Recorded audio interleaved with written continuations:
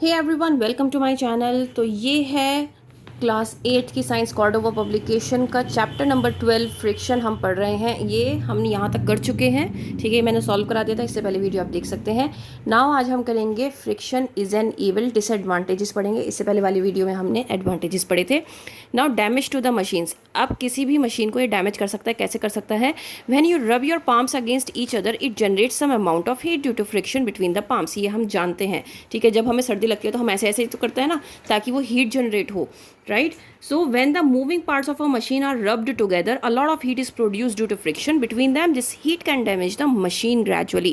So basically जब कोई भी मशीन हम चलाते हैं तो क्या करता है कि वो पार्ट जो है वो आपस में रब कर रहा है फ्रिक्शन की वजह से, जिसकी वजह से क्या होता है कि एक टाइम बाद वो मशीन का पार्ट जो है वो ख़राब हो जाता है। क्यों? क्योंकि उसका जो फ्रिक्शन है वो रेगुलर है उस पार्ट का, जिसकी वजह से वो डैमेज हो जाता है, ठीक है।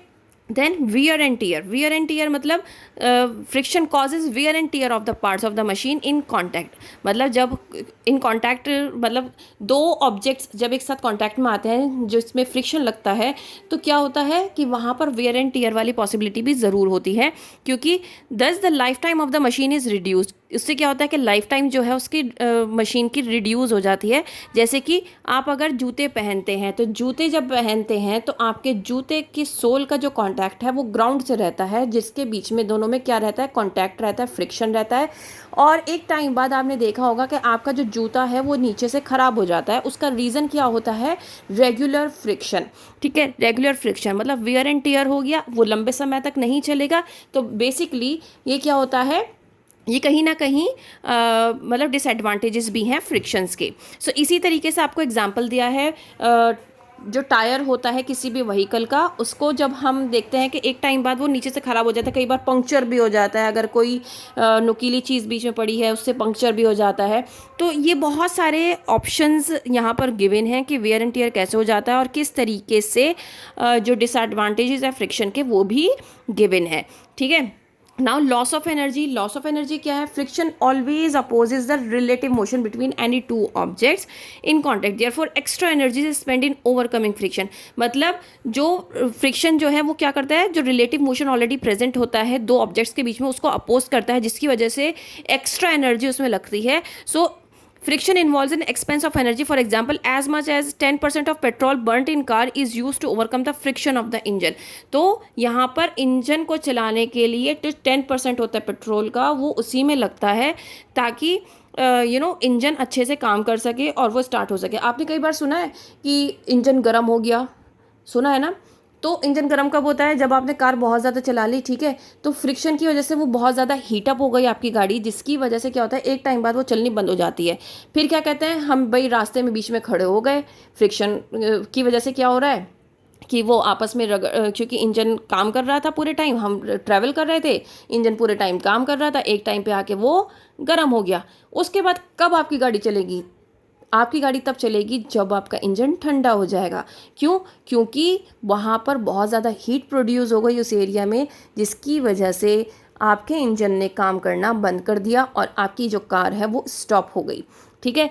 अब जब आप का इंजन ठंडा हो जाएगा, फिर से आप कार को स्टार्ट करोगे, फिर से मूव ऑन करोगे, तो ऑब्वियस सी बात है उसमें आपका पेट्रोल भी एक्स्ट्रा लगेगा, फिर से फ्रिक्शन स्टार्ट होगा, जिसकी वजह से ये फ्यूल जो है वो ज़्यादा खाता है, ठीक है। Now reduce the efficiency of machine की एफिशिएंसी को रिड्यूस करता है। कैसे? Sum of the force applied to run a machine is wasted in overcoming the friction between its moving parts. अब वो एनर्जी कैसे वेस्ट होती है भाई? जो फ्रिक्शन किसी भी मूविंग पार्ट्स के बीच में हो रहा है उसको क्या करने के लिए? ओवरकम करने के लिए। This reduces the efficiency of the machine, जिसकी वजह से अगर किसी की भी for this reason the efficiency of any machine is always less than 100%। इसीलिए किसी भी मशीन की जो एफिशिएंसी होती है वो 100% से कम ही होती है, ठीक है। Now ways of reducing friction. अब हम फ्रिक्शन को किस तरीके से रिड्यूस कर सकते हैं, ठीक है। It must be noted that we can reduce friction but can't make it zero. हम रिड्यूस कर सकते हैं लेकिन उसको जीरो नहीं कर सकते हैं। तो कुछ रूल्स हैं यहाँ पर। बाय लुब्रिकेशन यूज़ कर सकते हैं। Substance which reduce frictions are called lubricants. By using a lubricant oil या ग्रीस फ्रिक्शन को हम रिड्यूस कर सकते हैं। When a lubricant is applied, जब लुब्रिकेंट अप्लाई किया जाता है between the moving parts of a machine, a thin layer is form there and moving surface do not directly rub each other. तो उस एरिया पर जहाँ पर दो ऑब्जेक्ट्स एक साथ रब हो रहे थे तो वहाँ पर इस लुब्रिकेशन को लगाया जाता है, जिसकी वजह से वहाँ पर एक लेयर आ जाती है। तो अब जब फ्रिक्शन क्रिएट होगा तो वो डायरेक्टली दो ऑब्जेक्ट्स के बीच में नहीं होगा, क्योंकि एक लेयर भी उनके बीच में आ गई है, जिसकी वजह से आपका जो ऑब्जेक्ट है या मशीन है वो लंबे समय तक चल सकता है। इट फिल्स अप द इरेगुलरिटीज़, जो किस चीज़ को फिलअप करता है, जो इरेगुलरिटीज़ हैं, टाइनी हिल्स एंड वैलीज़ हैं, उसको कवर अप करता है। ठीक है, मेकिंग दैम स्मूथ, और उसको स्मूथ बनाता है। इंटरलॉक करता है इरेगुलरिटीज़ को और मूवमेंट को बहुत ज़्यादा स्मूथ बना देता है। जैसे कि आपने देखा होगा जब भी आप कैरम खेल रहे होते हैं तो कैरम, अगर आप नॉर्मली आपके कैरम बोर्ड पर कुछ भी नहीं डला हुआ है और आपने खेलना स्टार्ट कर दिया तो आपको बहुत फोर्स लगाना पड़ता है अपने स्ट्रिकर से गोट को हिट करने के लिए, है ना, अपने गोल तक पहुंचने के लिए। लेकिन जैसे ही आप वहां पर कोई पाउडर डाल देते हैं, टेल्कम पाउडर डाल देते हैं या फिर कुछ भी किसी तरह का उसका पाउडर अलग आता है वो भी डाल देते हैं, तो क्या होता है कि आपका जो स्ट्रिकर है वो बहुत अच्छे से वर्क करता है और आप अच्छे से गोल कर पाते हो, है ना। जो आपके कॉइन्स हैं वो जल्दी जल्दी क्या करते हैं, मूव करना स्टार्ट कर देते हैं। ठीक है, so graphite powder is used in machines to reduce friction. तो किसी भी मशीन में हम कौन सा यूज़ करते हैं, हम ग्रेफाइट पाउडर का यूज़ करते हैं। ठीक है, बाय पॉलिशिंग, किसी भी सरफेस को अगर हम पॉलिश कर दें तो भी हम उसका लुब्रिकेशन कर सकते हैं। दैट मीन्स हम उसके फ्रिक्शन को कम कर सकते हैं। So when the surfaces are highly polished, अगर वो बहुत ज़्यादा हाईली पॉलिश्ड है तो उसकी जो इरेगुलरिटीज़ है, रेगुलरिटीज़ मतलब जो उसके हिल्स एंड वैलीज़ हैं उसको हम कवर कर सकते हैं, उसको स्मूथ बना सकते हैं, और जिसकी वजह से जो फ्रिक्शन है वो बहुत ज़्यादा रिड्यूस कर सकते हैं। By using ball bearings, ball bearings को यूज़ करके भी हम क्या कर सकते हैं, इसका रिड्यूस कर सकते हैं friction. Ball bearing is a hollow circular device containing small metal balls which are fitted around the moving parts of a machine like an Excel.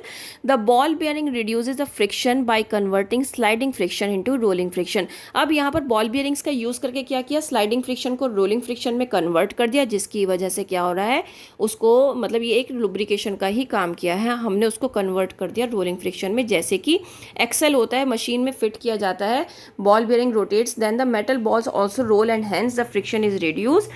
Ball bearings are used in free wheels of bicycles, the axle of cars, the shafts of motor and many other machines to reduce friction. अब आपको समझ में आ गया ball bearings को हम कहाँ use करते हैं जिससे कि फ्रिक्शन जो है वो लेस हो जाए, क्योंकि हमने उसको रोलिंग फ्रिक्शन में कन्वर्ट कर दिया है। By using rollers and wheels, अब रोलर्स एंड व्हील्स का यूज़ करके भी हम क्या कर सकते हैं, लुब्रिकेशन ला सकते हैं और फ्रिक्शन को कम कर सकते हैं। कैसे, आपने देखा होगा जितने भी हैवी ऑब्जेक्ट्स होते हैं उसके अंदर अगर हम नीचे व्हील लगा देते हैं तो हमारे लिए किसी भी चीज़ को मूव कर पाना बहुत आसान हो जाता है। ठीक है, जिसकी वजह से उसका जो फ्रिक्शन है वो रिड्यूस हो जाता है और वो आप आसानी से कैरी कर सकते हो। बाय स्ट्रीम लाइनिंग, किसी भी चीज़ को अगर हम स्ट्रीम लाइन कर दें तो भी हम उसका फ्रिक्शन रिड्यूस कर सकते हैं। सो आपने पढ़ा होगा कि बॉडीज़ जो कार्स होती हैं, एरोप्लेन्स होती है, वो इस तरीके से बनाई जाती हैं ताकि उसका जो फ्रिक्शन है वो एयर में रिड्यूस हो सके। इसीलिए बोट्स और शिप को भी स्ट्रीमलाइन किया जाता है, इस तरीके से बनाया जाता है कि उसका जो फ्रिक्शन, जो वाटर का फ्रिक्शन है उसको वो रिड्यूस कर सके। ठीक है, नाउ अब हम इसका कॉन्सेप्ट मैप देख लेते हैं। ये बहुत ही इजी चैप्टर था, समझने की बात है कि आप किस तरीके से इसको समझ रहे हैं। ठीक है, नाउ यहाँ पर आप देख सकते हैं कि फ्रिक्शन की डेफिनेशन, देन उसके टाइप्स आप यहाँ पर नीचे देख सकते हैं, जो 3 तरीके के हमने टाइप्स पढ़े थे। देन हमने उसके बाद फैक्टर्स अफेक्टिंग फ्रिक्शन भी पढ़ा, फ्लूइड फ्रिक्शन भी पढ़ा, ये हम किस तरीके से इंक्रीज़ कर सकते हैं और डिक्रीज़ कर सकते हैं। दैट मीन्स हमने एडवांटेजेस और डिसएडवांटेजेस भी पढ़े हैं। हर तरीके की चीज़ हमने इस चैप्टर में पढ़ी है और ये बहुत ही इम्पॉर्टेंट होता है। माइंड मैप जो होता है इसको हल्के में मत लीजिएगा। अगर आपका ये माइंड मैप आपका तैयार है तो इसका मतलब ये है कि आपका पूरा चैप्टर तैयार है, क्योंकि इसी के थ्रू आप अपना नोट्स प्रिपेयर कर सकते हैं और नोट्स प्रिपेयर करने के साथ साथ आप इसी के थ्रू अपना फाइनल रिवीजन भी कर सकते हैं. That will be helpful for you in your exam. Okay, उम्मीद करती हूँ आपको समझ में आया होगा. If yes, please like share and subscribe. That's all. Thank you.